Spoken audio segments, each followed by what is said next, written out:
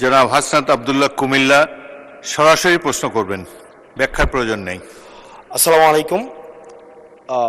যেহেতু শিক্ষার নিয়ে কথা হচ্ছে, আমাদের বর্তমানে মাননীয় স্পিকার, আমরা যদি বর্তমান শিক্ষা ব্যবস্থা দেখি, আমাদের এন্ট্রান্স ইনস্টিটিউশনগুলোতে বিশেষ করে প্রাথমিক শিক্ষায় আমরা দেখছি যে ভর্তি প্রক্রিয়াতে আমাদের এখন দুইটা পদ্ধতি প্রচলিত ছিল। এডমিশন বাই মেরিট আগে প্রচলিত ছিল, এখন সেটা কনভার্ট হয়েছে এডমিশন বাই লটারির মাধ্যমে হচ্ছে এখানে বাচ্চাদেরকে ভর্তি করা হয়।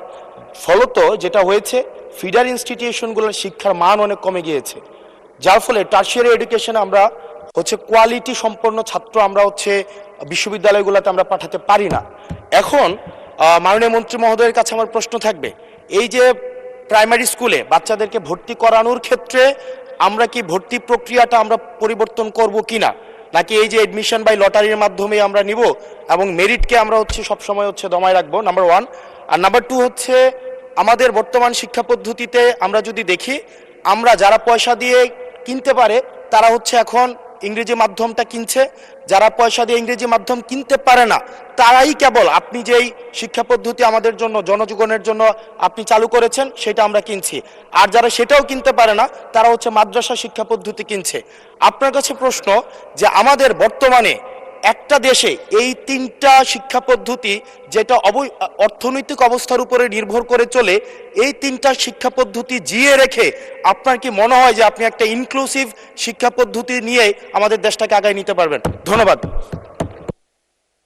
অপটিক্যাল ব্রাইটেনার, কালার গার্ড এবং ডার্ট লক সমৃদ্ধ অ্যাডভান্স ফর্মুলায় এলো নতুন রে ডিটারজেন্ট পাউডার। মূল প্রশ্ন ছিল জাহাঙ্গীর হোসেনের, মাননীয় সদস্য, সারা দেশে প্রাথমিক ও গণশিক্ষার উন্নয়নে কোনো প্রকল্প গ্রহণ করা হইয়াছে কিনা, হইলে তাহা কি? এখন তো ইন জেনারেল আমরা ডিসকাশনে চলে গিয়েছি, তবুও মাননীয় মন্ত্রী আপনি ইচ্ছা করলে উত্তর দিতে পারেন।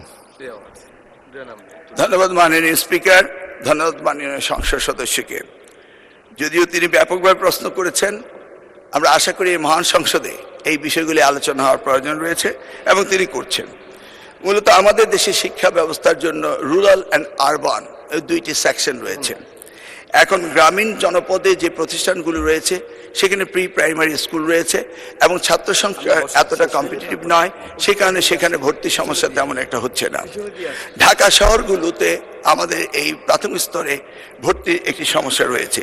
এই জটিলতা নিরসনের জন্য বিগত সরকার লটারি সিস্টেম করেছিল, যেটা আদৌ আমার মনে হয় না যুক্তিসঙ্গত।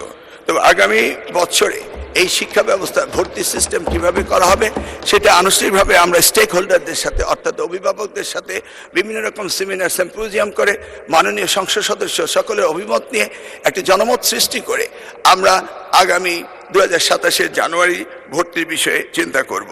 তিনি আরেকটি বিষয় উপস্থাপন করেছেন, আমাদের 3 ডাইমেনশনাল যে শিক্ষা ব্যবস্থা রয়েছে সেটাকে সমন্বিত করা। ধর্মীয় অনুভূতিতে এফতেদায়ী রয়েছে, মাদ্রাসার মধ্যে রয়েছে, কওমিতে রয়েছে, ইংলিশ মিডিয়াম রয়েছে, বাংলা মিডিয়াম রয়েছে, সবগুলিকে সমন্বিত করা একটি জটিল ব্যাপার রয়েছে।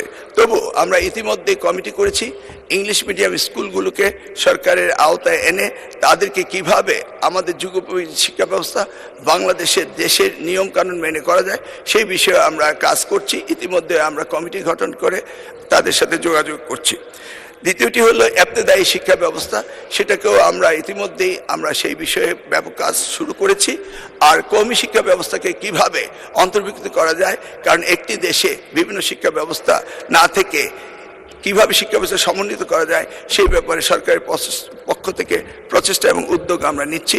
ইনশাআল্লাহ আগামী দিনগুলোতে পর্যায়ক্রমে আপনারা দেখতে পাবেন। আপনাকে অশেষ ধন্যবাদ।